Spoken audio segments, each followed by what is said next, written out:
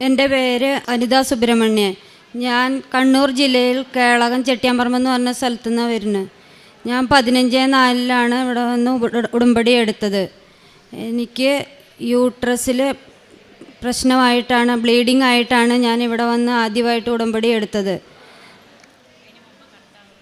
അതിനു മുൻപ് എൻ്റെ ഭർത്താവ് വന്ന് ഉടമ്പടി എടുത്ത് രണ്ടാമത്തെ ഉടമ്പടി കഴിഞ്ഞ് എനിക്ക് സുഖമില്ലാത്തത് കാരണം കൈമാറുകയായിരുന്നു. പിന്നെ യൂട്രസിന് ഓപ്പറേഷൻ വേണം, യൂട്രസ് നീക്കം ചെയ്യണമെന്ന് പറഞ്ഞിട്ട് ഇവിടെ വന്ന് ഞാൻ ഉടമ്പടി എടുത്ത് അച്ഛനെ കണ്ട് പ്രാർത്ഥിച്ച് ഉടമ്പടി തൈലവും ഉപ്പും തേനും പ്രാർത്ഥിച്ച് ഉപയോഗിച്ചതിൻ്റെ ഫലമായി ഒരു 10 വർഷത്തോളമായിട്ട് എനിക്ക് യൂട്രസിന് പ്രശ്നം ഉണ്ടായിരുന്നു.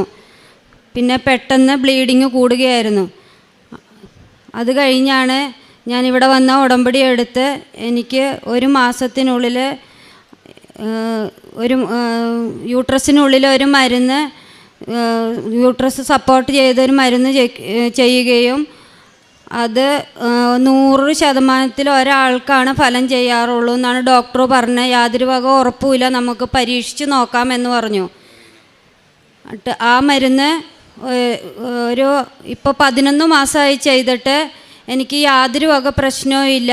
അച്ഛൻ പ്രാർത്ഥിച്ചതിൻ്റെ ഫലവും ഉടമ്പടി വസ്തുക്കൾ പ്രയോഗിച്ചുകൊണ്ടും ആ മരുന്ന് എനിക്ക് ഉപകാരമായി. ഒരു പ്രശ്നവും ഇപ്പോൾ എനിക്ക് യൂട്രസിനില്ല. ഞങ്ങൾ കഴിഞ്ഞ ആഴ്ച പോയി സ്കാനിങ്ങും എല്ലാ ടെസ്റ്റുകളും ചെയ്തപ്പോൾ ഒന്നിലും ഒരു പ്രശ്നവും ഇല്ല. യൂട്രസ് കട്ടി കുറഞ്ഞ് വളരെ ഇതായിട്ടാണ് നിൽക്കുന്നതെന്ന് പറഞ്ഞു. ഓപ്പറേഷനും വേണ്ട, ഒന്നും വേണ്ട എന്ന് പറഞ്ഞു. അമ്മ മാതാവിന് ഈശോയ്ക്കും നന്ദി പറയുന്നു. കടബാധ്യത മൂലം എൻ്റെ ഭർത്താവ് മുന്നിവിടെ വന്ന് ഉടമ്പടി എടുത്തു. കടബാധ്യത കാരണം കടക്കാർ വീട്ടിൽ വന്ന് ഒച്ചപ്പാടും ബഹളവും പ്രശ്നവും വീട്ടിൽ വന്നതിനെ ഉപദ്രവിക്കുക വരെ ചെയ്യാൻ ഇടയുണ്ടായി. തീരെ 10-15 ലക്ഷം കടബാധ്യതയുണ്ട്. എന്നിട്ട് വീട്ടിൽ വന്ന് ഉപദ്രവിക്കുക വരെ ചെയ്ത് തീരെ നിവർത്തിയില്ല. ഞങ്ങൾക്ക് ജീവിക്കാൻ ഒരു വഴിയില്ലാതെ ആയിട്ടാണ് ഭർത്താവ് ഇവിടെ വന്ന് ഉടമ്പടി എടുത്തത്. പ്രാർത്ഥിച്ചതിന് ഫലമായി ഉടമ്പടി വസ്തുക്കൾ ഉപയോഗിച്ച് തുടങ്ങിയപ്പോൾ ഒത്തിരി മാറ്റങ്ങൾ വന്നു. ഒത്തിരി കടങ്ങൾ വീട്ടാനും സാധിച്ചു. ഒരുപാട് പേര് സഹായിച്ചു. ഒരുപാട് കടം തീർക്കാൻ സാധിച്ചു ഞങ്ങളെ കൊണ്ട്. അതുകൂടാതെ അവരുടെ യാതൊരു വക ശല്യവും ഇപ്പോൾ കടക്കാരുടെ ആരുമില്ല. ഇനിയും കുറച്ച് കടങ്ങളും കൂടിയുണ്ട്, ബാക്കിയും കൂടി അമ്മ മാതാവ് തീർത്ത് തരുമെന്ന് ഉറച്ച വിശ്വാസമുണ്ട് എനിക്ക്. അതുകൂടാതെ ഞങ്ങൾക്കൊരു കാറുണ്ടായിരുന്നു. അത് CC-ക്കാർ പിടിച്ചുകൊണ്ട് പോയി. ഞാൻ ഉടമ്പടി വസ്തുക്കൾ ഉപ്പും തൈലവും പുരട്ടി വണ്ടിയുടെ ഉള്ളിൽ നിറച്ചിട്ട് പ്രാർത്ഥിച്ച് ഞാൻ വണ്ടി അവിടെ ഏൽപ്പിച്ച് പോരുമ്പം എനിക്ക് കിട്ടുമെന്ന് യാതൊരു വക പ്രതീക്ഷയുണ്ടായിരുന്നില്ല. അവിടെ നിന്ന് എന്നെ വെല്ലുവിളിച്ചിട്ടാണ് ആ വണ്ടിക്കാർ അവിടെ നിന്ന് തന്നെ പറഞ്ഞു വിട്ടത്. പക്ഷെ ഒരാഴ്ച സമയം കൊണ്ട് ആ വണ്ടി എനിക്ക് എൻ്റെ കൈവശം എനിക്ക് തിരിച്ചു കിട്ടി. അതുകൂടാതെ എൻ്റെ മക്കൾക്ക് ജോലി ചെയ്യാൻ സൗദിയിലേക്ക് പോയിട്ട്, ഷാർജയിൽ പോയിട്ട് ഭയങ്കര ബുദ്ധിമുട്ടും കഷ്ടപ്പാടുമായിരുന്നു. അവിടെ 2 പേരും തീരെ ശമ്പളവും ഇല്ല, അല്ലാതെ ഉറങ്ങാനും പറ്റില്ല, ഭക്ഷണവും ശരിക്കില്ല. അവിടെയും മക്കൾക്ക് പ്രശ്നങ്ങൾ ഒത്തിരി ഉണ്ടായിരുന്നു. ഞാൻ അമ്മ മാതാവിനെ വിളിച്ച് പ്രാർത്ഥിക്കുകയും ഉടമ്പടി വസ്തുക്കൾ അവരെ ഫോട്ടോയിൽ തേച്ച് പ്രാർത്ഥിക്കുകയൊക്കെ ചെയ്യുമായിരുന്നു. ഉപ്പ് അങ്ങനെ ഇരിക്കുമ്പോൾ എൻ്റെ മൂത്തവൻ ലീവിന് വന്നു. അവന് വരാൻ സാധിച്ചു. എനിക്ക് സുഖമില്ലാത്തത് കൊണ്ട്, എനിക്ക് ഓപ്പറേഷൻ വേണ്ടി വരുന്നെന്ന് പറഞ്ഞതുകൊണ്ട് അവൻ മുന്നേ ലീവ് പറഞ്ഞതുകൊണ്ട് ആ സമയത്ത് അവൻ വരാൻ സാധിച്ചു. വന്നപ്പം ഞാൻ ഈ ഉടമ്പടി ഉപ്പും ലോക്കറ്റും മാതാവിൻ്റെ ലോക്കറ്റും എല്ലാം അവരെ പേഴ്സിൽ വെച്ച് ഞാൻ കൊടുത്തു വിട്ടു. അവിടെ ചെന്ന് അതെല്ലാം അവരെടുത്തു. ലോക്കറ്റ് കയ്യിൽ കിട്ടിയപ്പോൾ തന്നെ അവർക്ക് ഒത്തിരി മാറ്റങ്ങൾ വന്നു. പോരാത്ത ഞാൻ മൂത്ത മോനെ ഇവിടെ കൊണ്ടുവന്ന് അവൻ്റെ പാസ്പോർട്ട് അന്ന് ഞാൻ ഉടമ്പടി 2ാമത് പുതുക്കുമ്പം മാതാവിനെ എനിക്ക് കിട്ടിയത്. മാതാവിന് കയ്യിൽ പാസ്പോർട്ട് മാതാവിൻ്റെ കാൽച്ചോട്ടിൽ വെച്ച് ഞാൻ പ്രാർത്ഥിച്ച് അവനൊരു നല്ല ജോലിയും ശമ്പളവും ഉണ്ടാവണമെന്ന് പ്രാർത്ഥിച്ചതിന് ഫലമായി നല്ലൊരു ജോലിഭാരം ഒത്തിരി കുറവുണ്ട്. ശമ്പളവും നന്നായി, 2 മക്കൾക്കും നന്നായി ഇതായി കിട്ടി. ഇപ്പം അമ്മ മാതാവിനും ഈശോയ്ക്കും നന്ദി. അതുമാതിരി എൻ്റെ ഭർത്താവ് മദ്യപിക്കുമായിരുന്നു. പക്ഷെ ഇപ്പോൾ ഒത്തിരി 25 വർഷമായിട്ട് മദ്യപിക്കുന്നത് എനിക്കറിയാം. ഇപ്പോൾ 2 വർഷമായിട്ട് മദ്യപാനമില്ല. പിന്നെ എനിക്ക് 11 വർഷമായി വീടിന് പട്ടയം ഇല്ലായിരുന്നു. ഞങ്ങൾ അറിയാതെ കരാറെഴുതി സ്ഥലം വാങ്ങിച്ച് തീറിൻ്റെ സമയത്താണ് അറിയുന്നത് വീടിന് പട്ടയമില്ല. അവർ വേറൊരു പേപ്പർ കാണിച്ചിട്ടാണ് നമ്മളെ പറ്റിച്ചതാണെന്ന് മനസ്സിലായത്. ലാസ്റ്റ് ഞങ്ങൾക്ക് അതിൽ താമസിക്കാൻ പറ്റി. ഒരു കാരണവശാലും നിങ്ങൾക്ക് അത് തിരിച്ച് കിട്ടില്ല. ഞങ്ങൾ ഒത്തിരി കളിയാക്കി കിട്ടില്ല എന്ന് പറഞ്ഞ പട്ടയം ഈ കഴിഞ്ഞ മാസം ഞങ്ങൾക്ക് തിരിച്ച് കിട്ടി. പട്ടയം ഞങ്ങളുടെ പേരിൽ ഞങ്ങൾ ചുമ്മാ അന്വേഷിക്കാൻ വേണ്ടിയിട്ട് അതിനെക്കുറിച്ച് ഒത്തിരി പ്രാവശ്യം ഞങ്ങൾ നടന്നു. ഒരുപാട് സ്ഥലങ്ങൾ പോയി ഒരുപാട് ആൾക്കാരോട് പറഞ്ഞു. ഒരു രക്ഷയില്ല അതിനെക്കുറിച്ച്. എന്നിട്ട് കഴിഞ്ഞ മാസം അന്വേഷിക്കാൻ വേണ്ടി പോയപ്പം ഞങ്ങൾക്ക് ആ പട്ടയം കൊണ്ട് ചേർന്ന് അവിടെ പട്ടയം കിട്ടിയെന്ന വീട്ടിൽ വിളിച്ചു പറഞ്ഞത് പെട്ടെന്ന്. അമ്മ മാതാവിനും ഈശോയ്ക്കും ഒത്തിരി നന്ദിയുണ്ട്. പിന്നെ ലോണുകൾ ഞങ്ങൾക്ക് ഒരു നികുതി കടലാസോ ഒന്നുമില്ല. ലോൺ എടുക്കാനായിട്ട് ഒരു വഴിയില്ല. ഞങ്ങൾ ബാങ്കിൽ പോയി പല പ്രാവശ്യം അന്വേഷിച്ചിട്ട് കിട്ടാത്ത ലോണുകൾ ഞാൻ ഉടമ്പടി ഉപ്പ് പ്രാർത്ഥിച്ചു കൊണ്ടുപോയി ബാങ്കിലും അവിടെ മീറ്റിംഗ് കൂടുന്ന സമയത്തൊക്കെ ഇട്ടിട്ട് എനിക്ക് കിട്ടാത്ത ലോണുകൾ 2-3 ലോണുകൾ പാസ്സായി കിട്ടുകയും സിവിൽ കയറിയിട്ട് കിട്ടാത്ത ലോണും കിട്ടുകയും ചെയ്തു. പിന്നെ ബിസിനസ് 2 മാസം നിർത്തിവെച്ചായിരുന്നു ഫുള്ള്. ചേട്ടന് സുഖമില്ലാണ്ട് ബിസിനസ് 2 മാസം നിർത്തിവെച്ചായിരുന്നു. പപ്പടത്തിൻ്റെ ബിസിനസ്സാണ് ഞങ്ങൾക്ക്. പപ്പടത്തിൻ്റെ ബിസിനസ് ചെയ്തുകൊണ്ടിരിക്കുന്ന സമയത്ത് കൊറോണ വന്നിട്ടാണ് കടബാധ്യതകൾ കൂടി പ്രശ്നമായത്. പിന്നെ ഞങ്ങൾ ഉടമ്പടി ഉപ്പ് പ്രാർത്ഥിച്ച് തൈലമൊക്കെ കുരിശ് വരച്ച് പ്രാർത്ഥിച്ച് അവിടെ പണിസ്ഥലത്ത് വീണ്ടും പണി തുടങ്ങി. ഇപ്പോൾ കുഴപ്പമില്ലാത്ത രീതിയിൽ കച്ചവടം മുന്നോട്ട് പോകുന്നുണ്ട്. ഒത്തിരി കടങ്ങളും കുറവുണ്ട്. ഇപ്പോൾ കാരുണ്യപ്രവർത്തനം ഞാൻ രോഗികളെ സഹായിക്കുകയും അവർക്ക് ഭക്ഷണം കൊടുക്കുകയും അവർക്ക് ആവശ്യമുള്ള സാധനങ്ങൾ എത്തിച്ചു കൊടുക്കുകയും ചെയ്യാറുണ്ട്.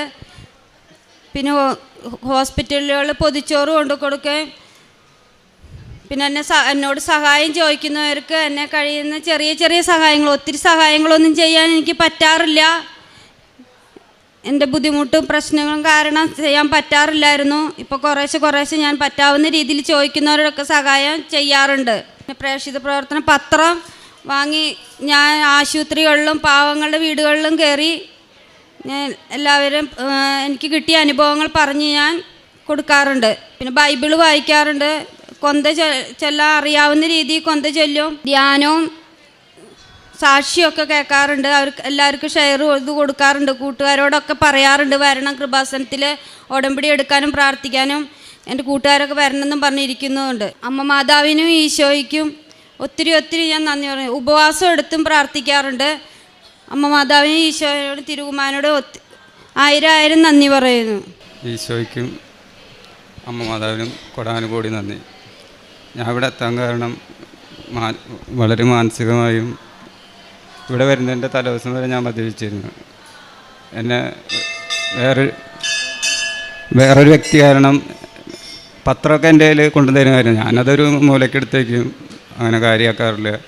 പിന്നെ അത് ഒരുപാട് പത്രം എൻ്റെ കയ്യിൽ അങ്ങനെ ഇരിക്കുന്നുണ്ടായിരുന്നു. വായിക്കലൊന്നുമില്ല.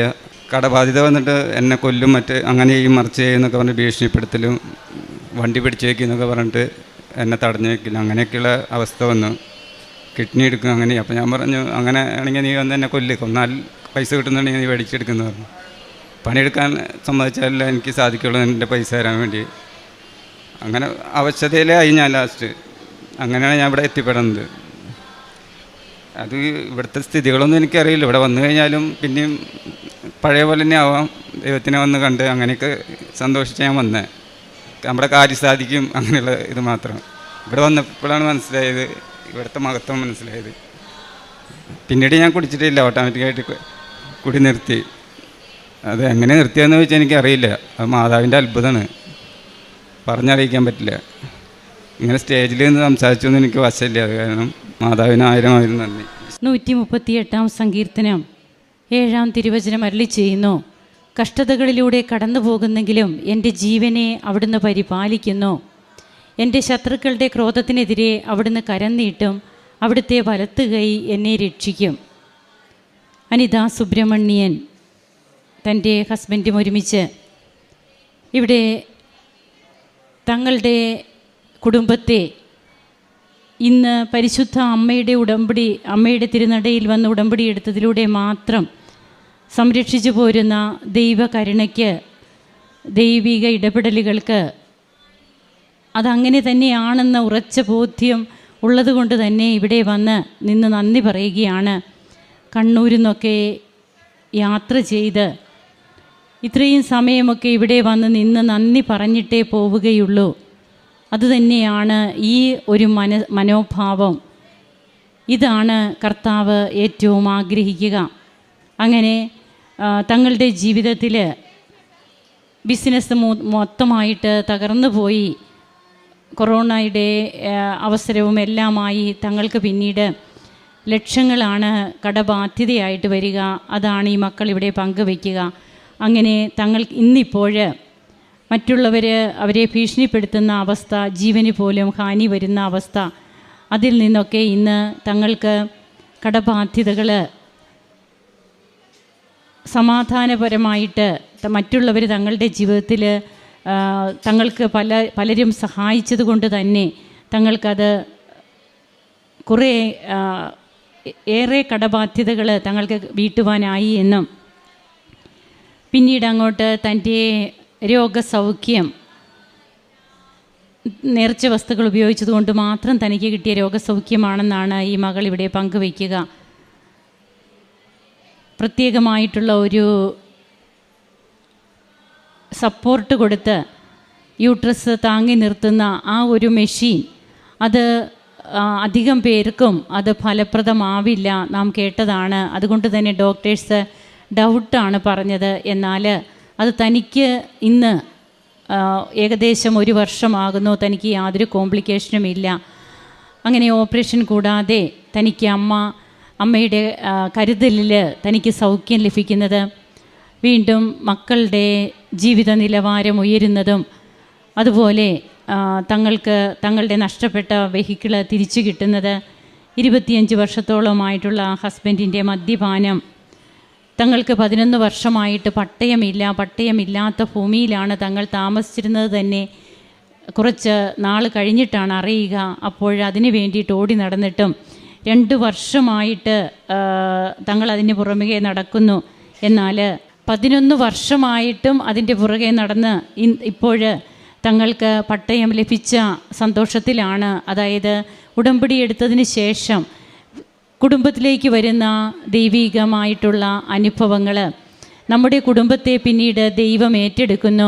പരിശുദ്ധ അമ്മയുടെ തിരുനടയിൽ ഏറ്റവും നിഷ്കളങ്കരായിട്ട് വന്ന് തങ്ങളുടെ ജീവനും ജീവിതവും ഒക്കെ സമർപ്പിച്ചു പോകുമ്പോൾ അമ്മ എങ്ങനെയാണ് ഈ മക്കൾക്ക് വേണ്ടിയിട്ട് ഓരോ ഓഫീസിലും കയറി ഇറങ്ങുക, അത് നമുക്ക് പ്രകടമായിട്ട് എത്രയോ സാക്ഷ്യങ്ങളാണ് നമുക്കുള്ളത്.